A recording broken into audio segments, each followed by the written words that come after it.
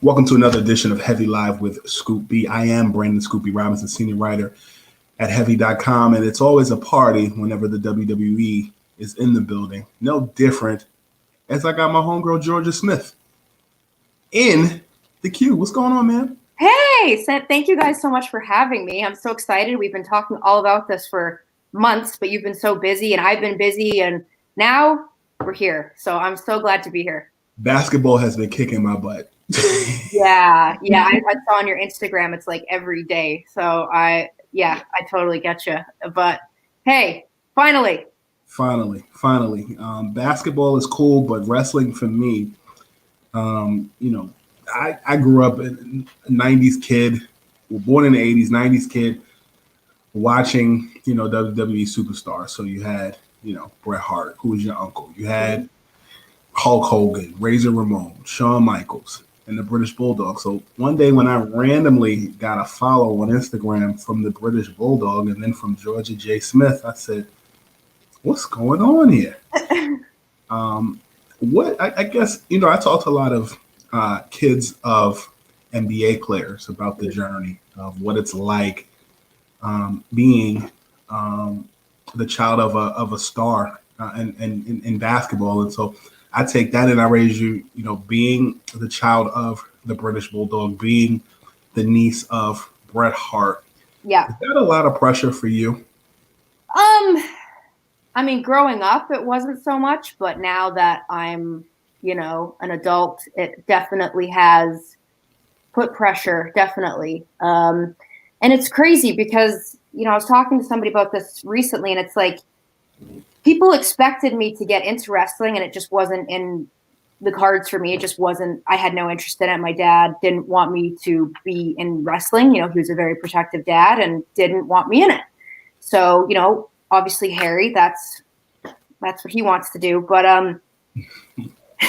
obviously, but like when you're not in wrestling, people expect you to, they're like, why aren't you wrestling? I get it like every day on social media, or like every day, like, so why aren't you wrestling? Why aren't you wrestling? And people also think that because I'm related to somebody that like that door is just open for me, or like, I've got this silver platter, or like, oh, she's got it handed to her. It's like, I don't. And since I'm not in wrestling, like, people are like, well, she's not living up to like their potential. And it's like I get flack because I'm not in wrestling, and I get flack, and I would get flack if I was in wrestling, because if I was in wrestling, then it'd be like, oh, well, she just got the job because of her family. Well, it's like, that's not the situation. But because I'm not, people are like, well, why isn't she? Why? So it's like, and now it's like, it's kind of that more pressure I'm feeling, because I'm like, well, should I have just gone into it? I'm like, you know what I mean? It's almost like damned if you do, damned if you don't. Exactly. That's exactly how I feel like. I feel like, I didn't get into it and people are not happy. And if I were to get into it, people would not be happy. So I see it with Charlotte Flair, I see it with Natty. I see and that's like, oh, well, they're how they are because of who they're related to, which is not the situation. But if they were to be doing regular jobs or something else, people would have something to say about that too. Exactly. It's like nepotism. People think you should because of who you're related to, but then when you don't, it's like, well, why don't you? Because you're related to. Exactly. And people are like, oh, they just think that like, well, if you just try out tomorrow, you're going to get it. No, that wouldn't happen. Like that wouldn't. And also I've tried out for WWE as, an on-camera role, and I didn't get it. So it doesn't matter. Wow. It doesn't matter. Wow. WWE is cash cow. WCW, your dad was in that as well. I think he and Sting had a bond there. Yeah. Biggest differences between both leagues from your perspective as a kid? So biggest differences between like WCW and WWE at the time? FE, yeah. Well, in my personal opinion, I'm not talking about WCW 93, but later on WCW, like 98, when my dad returned, it was just, I don't know, it was just like chaos. Like it was just, there was no rhyme or reason for anything. It just seemed like things and people were just really unprofessional. Okay. And I didn't really like how they handled things with my dad. Whereas with WWE, they really take in my opinion, they take care of their people and they look out for the people and they look for the people's best interests. Whereas WCW, I don't know, like judging as me watching as a fan and as my dad's daughter, it was, I don't know, it was a lot different than WWE. Because WWE, my dad seemed really happy. For the most part, he seemed really happy. And the WCW, it was like, ooh, this I don't like this British Bulldog on here. When I guess your dad and Bret Hart, was there ever a split in the family of who goes for who and who argued with who based upon, I guess, those two matches? It would almost be like in basketball. You look at, for example, Doc Rivers, who's the coach of the 76ers. His son-in-law, Seth Curry, who's Steph Curry's brother, is getting ready to marry his daughter. So you have like the family rivalries and stuff. Was it ever weird during pay-per-views and stuff? Like who was rooting for who, cousins, brothers, etc.? That's a good question. That's a very good question. Well, for the most part, I was always in Florida when my dad was wrestling, like in those days. So it would just be like my brother and I, and obviously we would cheer for my dad. Sure. But yeah, sometimes it would be really difficult. Like with SummerSlam '92, it was like, I mean, obviously I picked my dad, but as a fan, it's like, who do you pick? It's like you got England's golden boy and you got Bret Hart. So I mean, yeah, that's a very good question, though. I'm going to ask my cousins, who were you guys rooting for back in the day? Because, I don't know. Maybe it varied. Maybe it was like Davey one time and Brett the next, or Owen. That's a very good question. Georgia, when I look at your dad, when he did, I don't know if you call them cornrows or dreads. First of all, yeah. I swear y'all have some black blood in y'all, because you guys have, like, when I see the kinky hair and I see, it reminds me of like Ludacris back in the day, like when he would have his hair the blowout. Like, do you remember hair braiding sessions with your dad? That's so funny that you asked that, because I don't know if you saw my dad's Instagram, his hair when he took the braids out. Yeah. And there was a bunch of comments and people were like, was he black? Is he half black? Is your dad black? Yeah. Please enlighten me. What's going on there? I mean, I don't know. I have, as far as I'm aware of, he wasn't. I know there's Italian blood. There's Italian, yes. But that doesn't explain the hair still. I don't know. And I mean, my hair is, as you can see, but it's so funny that you asked that. I remember he would go to a place in Tampa and a woman did it. And it was like, she did it really, really tight. And it was actually like really painful. And she had a daughter that like I would play with. And I remember my dad's beads, I used to play with them. Like they would dangle and I used to like, whoop, put them up, whoop, one after another up his hair. Yeah. But yeah, I remember one time as well, he got the one braid stuck in a rope and like ripped his hair out. Yeah, it ripped it out. No. Yeah, and like it didn't like bleed immediately. And as my mom said, it was like an orange peel. Oh no. And it was just like, yeah, of all of his, the hair dots. Yeah, that always threw me. I was like, with all due respect, who is this white man with braids? It just threw me off. But nobody's done it. Well, I guess Road Dogg, did it, but yeah, but Davey Boy was the first. Davey Boy was the first, and he pulled it off, I think. Yeah. He had the face to do it, but yeah, that's I did have braids like that in 2003. That was when Allen Iverson was rocking it. That's when was the thing. Mine was by accident. I said I wanted hair extensions, and when I turned, it was all braids, and I was like, "What?" And she's like, "You asked for hair extensions." And I'm like, "No, like hair extensions that you glue, not braids." Yeah. She was like, "Oh, whoops!" But as much hair as I've got, she did already the back part, right. And I was like, "Well, there's no going back now. I'm already, 3/4 done." Yeah. But yeah. People would say to me, they're like, "You need to get this back." I'm like, "Oh God, I've had it, but I don't know. I've got a lot of hair." we're all in the house with a pandemic. Now's the time to be creative. That's a very good point. You know, I'm debating on like changing my hair, but I don't even know what to do. I know we're getting off topic, but It's no holds barred. We're having a candid conversation. Who was your favorite wrestler to meet throughout wrestling? Throughout your dad's career? I guess The Rock would be my favorite. Tell me more. Well, I had a wee bit of a little crush on him. Okay. So I said to my dad, and I had met him like previously before in the past, but I was like, 13, and I was like, can you please introduce me to him? And my dad's like, okay. And I was like, I thought I was going to faint, but yeah. And I've met him a few times since then, and yeah, I don't think he remembers meeting me, but that I know that's like a weird answer, but I was the most excited to meet him, and he's always the coolest, nicest, most genuine, most humble person in wrestling I've ever met. So, I mean, he's so popular and powerful, and you'd think like, oh, he might be kind of rude or that deep. No, he's always cool. I've met him a few times on either, different occasions, different places, and he's always takes time to talk to people.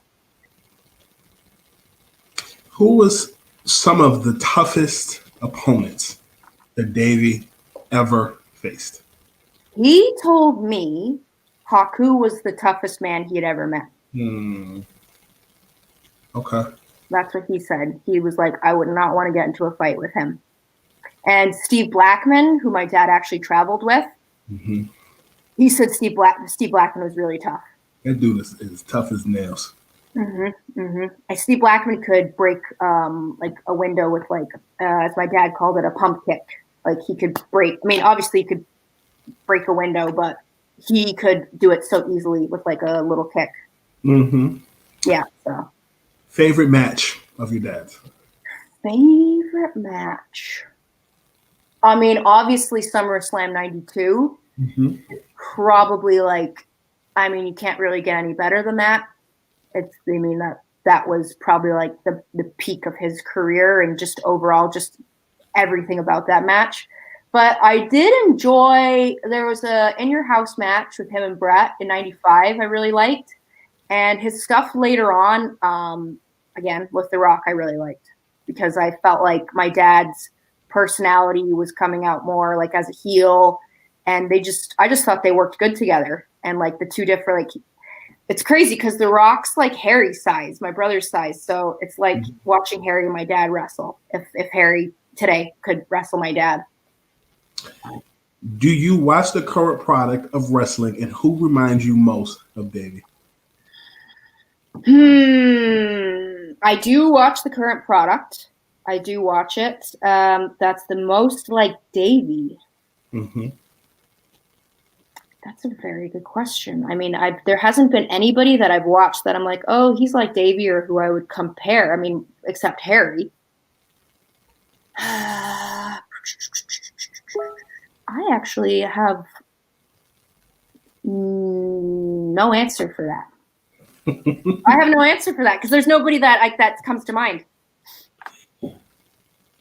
The pile of dog poop match with The Rock. You talked about him. Did you think that was kind of weird? It was a little embarrassing at school because people would be like, because my dad would come pick me up or whatever, and people would be like, The Rock bottom, him and dog poo, like whispering to each other. And I was like, oh God. And it was real dog feces. I didn't know that. Sugar honey iced tea, yes. It was real. And The Rock actually told me that a couple of years ago. I was like, no, that was fake. He was like, no, that was real. And he said, like, we could smell it from so far away. And he's like, your dad was getting all ready for the match, baby oil, pumping up, stretching. And he's like, that's dog. I'm going to have to be rock bottomed in that? And he's like, your dad's face just dropped. And I was like, oh, my God. And he's like, but, he did it. So I thought, like, oh, it's just, like, fake or whatever. No, it was real. No. My dad, what a sport, what a pro going through that. I guess he was told like last minute and he was like, what?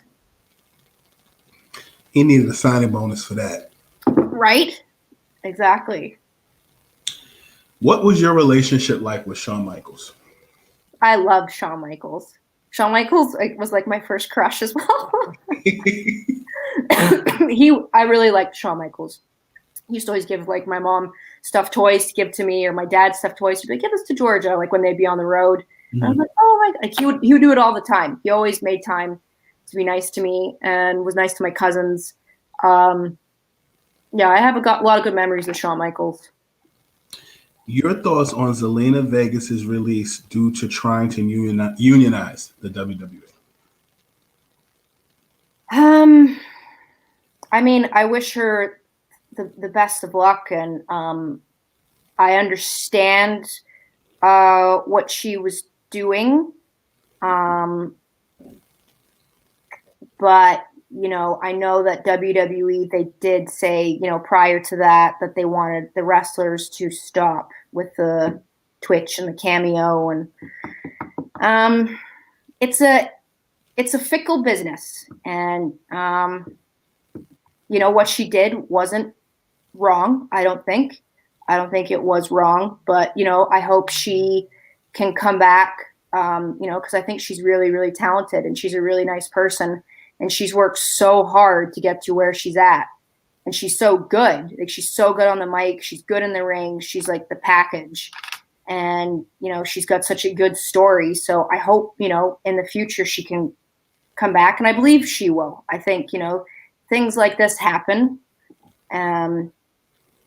but you know, I think she's going to do her own thing right now, and I wish her the best of luck. Your uncle, Owen Hart, was a legend. And to me, when I watched him, I thought it was so cool when he was like the only non-black person in the Nation of Domination. Yeah. I was like, wait, he's woke. He's down for the cause. Yep. What was he like? My Uncle Owen? Yeah. Like in general, my Uncle Owen was like the nicest person ever. Just such a good heart. Literally such a good heart. He was probably the best heart in my family. He's just nobody like him. And he was such a family man. Like, family was first. Just such a funny, wonderful, warm, giving, generous person. Unfortunately, like, I didn't get to see Owen a lot because he was always wrestling, and then when he was home, he was with his family. Mm-hmm. And that was, you know, he did everything and anything he could to always be with his family, and to like always go to his kids', you know, talent shows or sporting events. Like, he went above and beyond for them. And yeah, he was literally like the best dad, best son, best dad, best brother. There's not a bad word I don't think anybody could say about him. He was literally like a saint walking the earth. Where were you, and how did you receive the news when the tragedy happened? And how old were you? I was 11. It was in 99. It was actually like a warm day in Calgary, I remember. And my grandfather had the wrestling ring outside. It was outside at this point because it was warm out. And my cousins and I were going to do like a water fight in the ring, because like the ring's like vinyl. So like we put water in there and like, woo, slide around. And we're like, oh yeah, we're going to do that. Where my cousin, I think it was my cousin Brooke, and I were changing in the bathroom in my grandpa's house. And I walk out of the bathroom, and it was like the phone's ringing off the hook. And my Aunt Allison is like on her knees, like screaming, crying. And I was like, what's going on? And my Uncle Smith was in the library, and he said Owen fell. Like, I think he like fell into the audience or something. And like, but I didn't really know anything more. And I was like, oh, is he okay? And he's like, I don't know. And then, you know, came to be, you know, my grandfather got the news, like he died. And I remember walking up to my parents' house where they were watching the pay-per-view at. It was just right up the hill. And I walked there, and my dad came in the house, and he saw me at the table, and he's like, what's going on? Because like he just came into this somber atmosphere, and I'm like, Owen's dead. And he's like, no, he's not. He said, shut up. I said, yeah, he fell. And my dad was like, what? And then he went upstairs to console my mom. But I remember, like, I told him what happened. And, yeah, it was a really, really dark day. Yeah, to me, like, it in basketball, when they talk about Kobe, when he passed, the world hasn't been the same since he passed. And that's how I felt when Owen passed.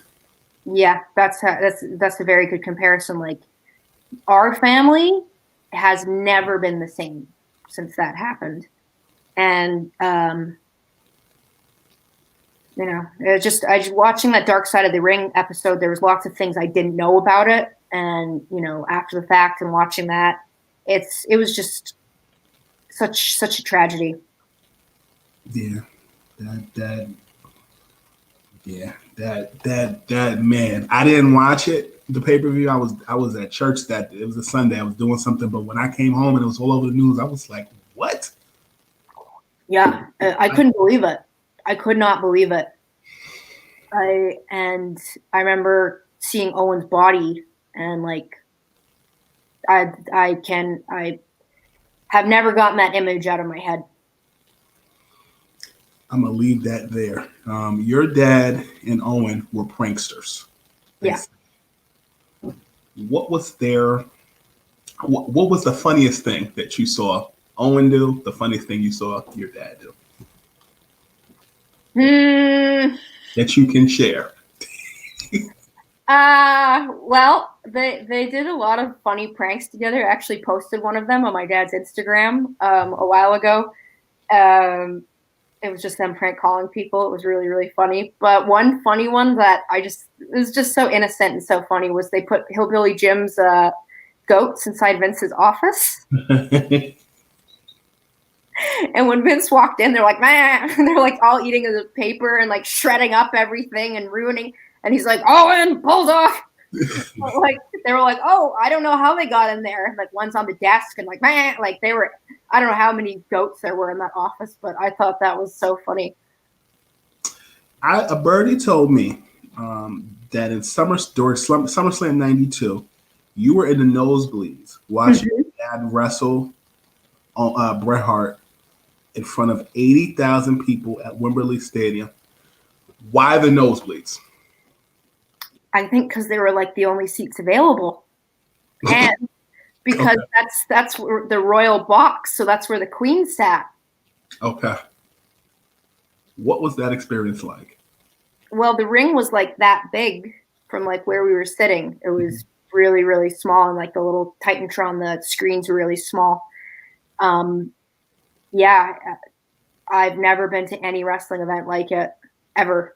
It was really, it was like walking for miles trying to get to our seats and get out of there. But yeah, when my dad wins, the reaction is the loudest reaction I've ever heard in my life to any event. It was something that I'll forever cherish, and I just wish I could go back and do it again. I like me today and experience that. And, you know, because when I was like 5, I didn't understand, like, you know, it was, but now I wish I could do it again. But yeah. I think we live in a day and age where YOLO is a thing. Yep. And giving people their flowers while they're living is a thing. And I'll add to that by saying, I don't think you really process until you're somewhere between the ages of 16 and 21 that this is not forever, and you stay with the moment now, because tomorrow's not promised. And so when I hear you talk about that, me personally, it makes me think about, I've been to Canada twice. I've been to Montreal. I've been to Toronto. The last time I was in Toronto or Canada was 4 years ago. I went to the NBA All-Star game. And something in my mind said, watch Kobe and enjoy that moment. Mm-hmm. And it's crazy because, you know, that was his last year. And so when I hear you talk about wishing you could go back, or like, yeah, I'm curious to know that I take that and I raise you. Is there anybody in wrestling? I mean, I'm sure you're going to say The Rock, but maybe outside of that that you ever sit back and you just enjoy the art of watching them wrestle?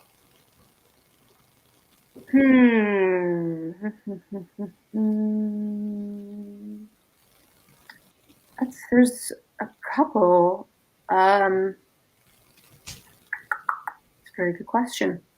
I actually really enjoy watching Ricochet wrestle. I think he's really entertaining. Mm-hmm.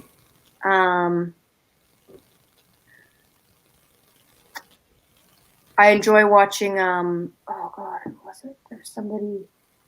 There was a match yesterday that I watched with Harry and Jacob Fatu. That was just really, really good. It was just a really good match. And sitting and watching Jacob and Harry, I've never seen them wrestle together ever. That was really good. So I'm gonna go with Jacob Fatu as well. And just think if there's anybody else in WWE. TJ Wilson, when TJ wrestled, that was somebody who I could sit back and watch because he was so good as well. So I'm gonna go with those people. Bret Hart had a swag. If I can encapsulate it in one, hear me out. He had the presence of Michael Jordan. He had the swag of Joel Santana and Cameron from Dipset. Hip-hop wise, the way he dressed, wearing pink, wearing the glasses. Yep.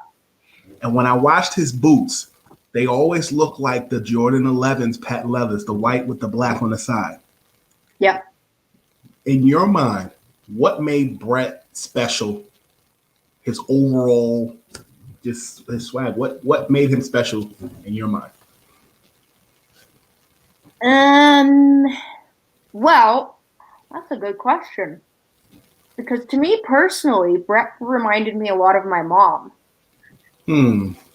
So that's why I connected so much with Bret, and that's why I loved him so much, was because I never wanted to see him get hurt, because he reminded of my mom a lot. And I think a lot of females really, really connected to Bret and really, really loved Bret. And I don't know why that is or was. Obviously he was a very good looking man and everything, but I look at Bret and he reminds me of my mom. So I don't know.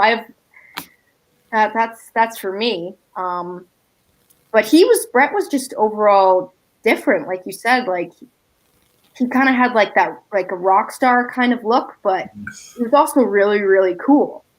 Yes. So yeah, he was just a really good combination. I think he was just overall the bright pink and then the black and then his music. Who doesn't love Bret's music? Shawn Michaels was a close second, but Bret was that dude. Yes, exactly. And I'll add, if it was almost like a LL Cool J type of effect. The ladies love LL Cool J. That's why it's LL Cool J. But then the dudes loved him because the girls liked him. Yeah. Yeah. But he still put out hits. And I feel like with Bret put out some performances. I mean, the sharpshooter was the move. It wasn't the Boston Crab. It was his own move. But at the same time, Bret had hits, man. I remember when I think it was the Royal Rumble where they had to redo it, and his foot didn't hit. People were wondering whose foot. I think it was him and Lex Luger. Mm-hmm. Whose foot hit first, and then they kept running the replay over and over again. Yeah. That's the thing about Bret that stands out to me. I remember him in Yokozuna. I remember him in Stone Cold. I remember him and like I said, Lex Luger. I just remember Bret had hits. In your mind, if he had stayed in the WWE, will we be talking about him like we talk about The Rock? I don't know.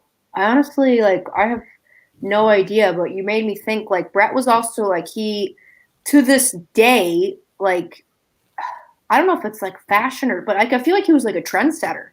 Yes. I feel like his glasses, you find that on Fashion Nova. You know what I mean? Yeah. You'll see the top people wearing his glasses, and it's oh, he's been doing that for years.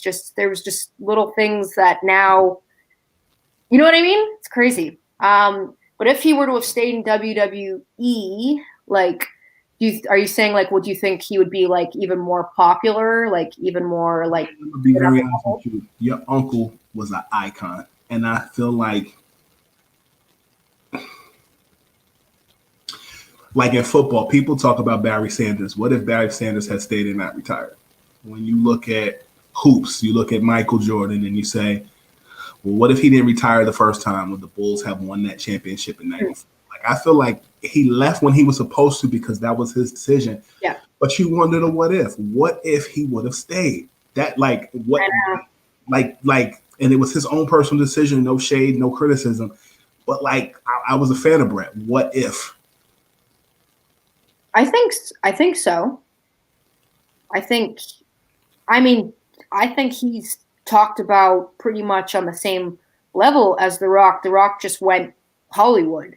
Yes. So I think that's the only difference. I don't know if Bret, if he would have continued going down that Hollywood route or what he would have done, but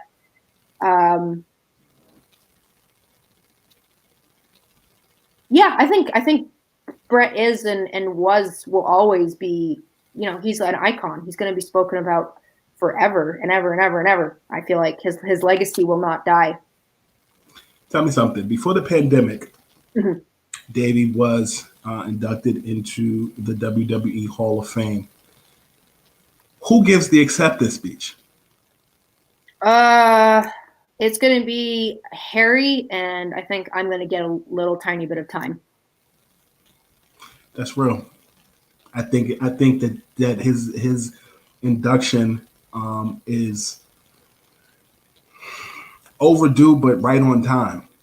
Exactly. I totally agree with you. Yeah. Your mom is a legend as well. Oh, mama. Yeah. Where did your mom and dad meet? They met in Calgary at my grandfather's house. Mm-hmm. She was about 17 she was 17. I think my dad was 17 going on 18. And he went in the house and he had like this really gross bug bite because I guess he got bitten in South Africa right before his trip to Canada. Mm-hmm. And he asked my mom when he walked in, and my mom already knew him because my mom saw his pictures and was like at love at first sight. And so when she saw him, she was so excited, and he had no idea who she was. He just knew this was the promoter's daughter or whatever. And he said, "Do you have a plaster for this? I've got this wound on my arm." And she was like, "Oh, yeah, okay." And she had no idea what a plaster was. And she's like searching all over the house. And she asked my grandma, she's like, "What's a plaster? The guy downstairs wants it." She's like, "Oh, darling, it's a Band-Aid. They call that a band. It's a Band-Aid." In England, they call it a plaster. My mom was like, "Oh, God, I could have given him that like forever ago. I had no idea what he was talking about." But yeah, that was the first time at my grandfather's house. It was probably, I think, 1981, I think it was. Mm-hmm. And she was just had the hots for him, you know, from that day forward. Well, obviously before that, but she met him. That's when she met him and was like, "Be still my heart." She was so in love. You have been instrumental in keeping your dad's legacy alive. When did that light bulb come on that was your responsibility? It's so crazy that it's happened, but it was January 2019. I had been going through some stuff, some personal stuff, and I just was feeling really low about things. And I don't know, I just said to my boss one day, or my colleague of mine, and I was like, "Do you think like maybe I should like do something for my dad? Like, I don't know, I feel like maybe like he should have like a platform of some kind." And they were like, "Yeah, that's a really good idea. You should do that." And I was working at iHeartMedia. And I started it that night. I got some pictures. And then as you've probably seen on my Instagram and my dad's, I did the video in the parking lot. Like, "Hi guys, thanks for following, you know, keep the pictures coming. Let's keep this going." And every single day since January 7th, 2019, I have posted something. Every morning I post something.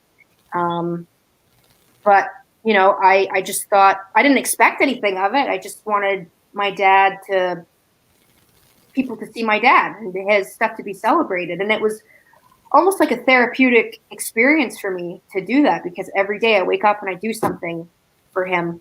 And it's just really nice seeing pictures of him every day.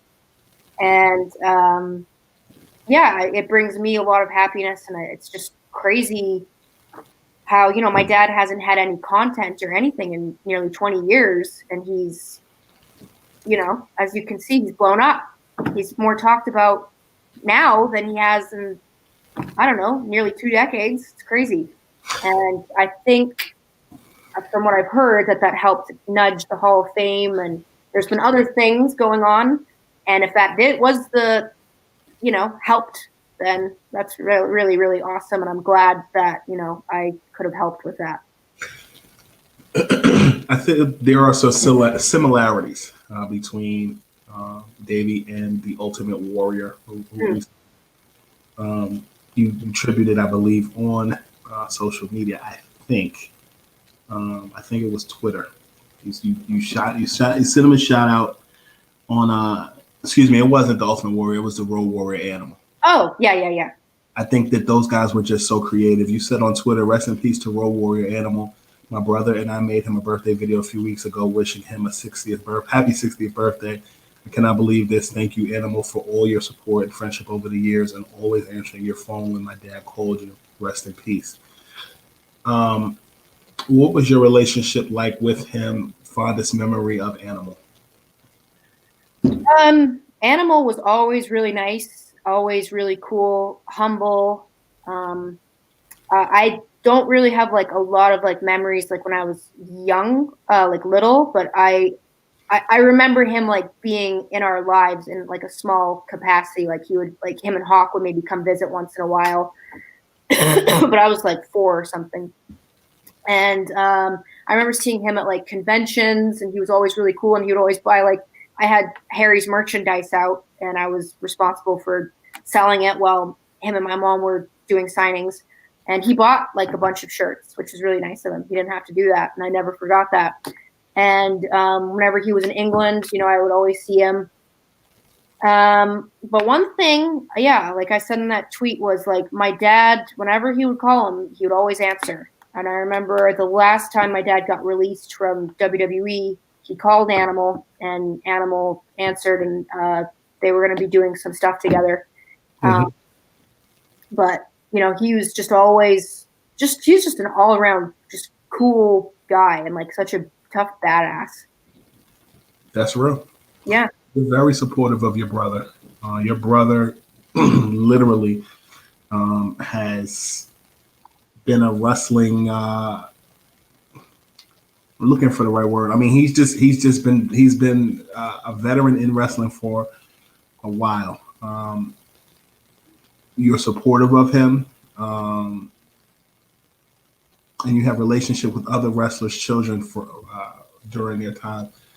What you guys are you guys are the cool kids, but like, how cool is that? Just like to swap stories and to kind of just have that rapport with other wrestlers' kids.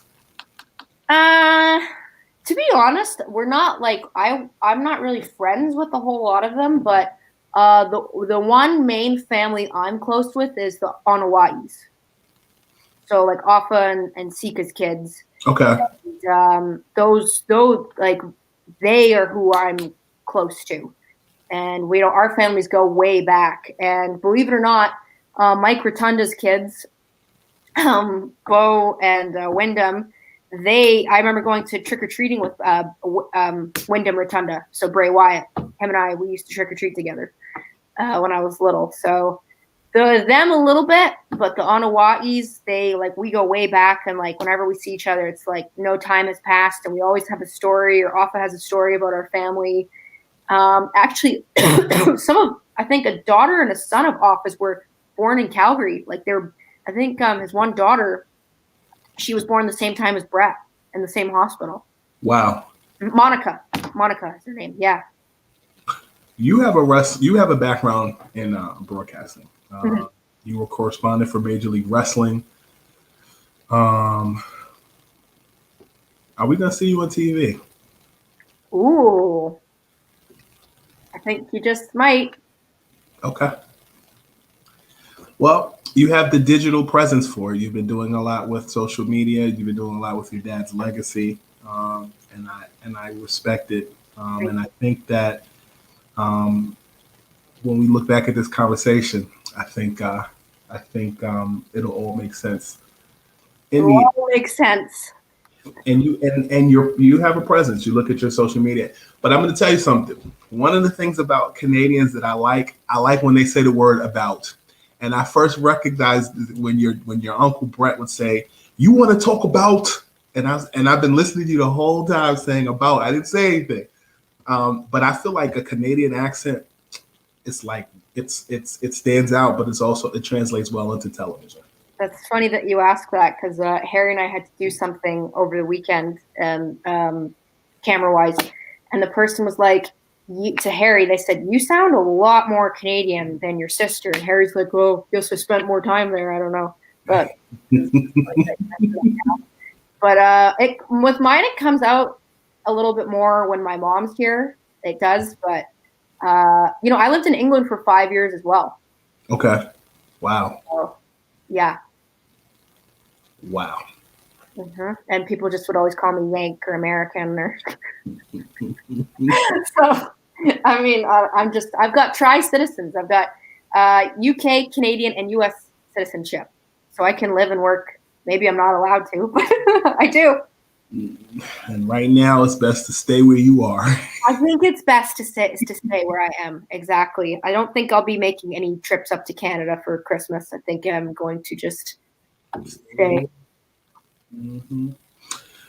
Well, you answered all my questions. You are off the hot seat. Where can everybody find everything that you have going on and follow the movement? Where can they check you out? I didn't say that because I call my dad's thing the Bulldog movement. King Davey. So there you go. You're on the right page with me. Here. I've got at the British Bulldog, Davey Boy Smith is my dad's Instagram. You can see all of his wonderful pictures I post every day on there, and you can follow me. My page is private, but I'll still accept you. It's at Georgia J. Smith, and I have Twitter, which is Georgia Smith 87, and I'm on Facebook at facebook.com/Georgia Smith 7. So I like 7 because I was born in 87. As you can see. It's a good year. Thank you. Yeah. You're welcome, ma'am. Thank you so much for your time. Thank you so much. Thank you so much for your patience with me in this lovely light. So thank you. I've enjoyed this, and I can't wait to come back and to talk more. I got you. We'll talk soon, dear. Thank you so much. Thank you.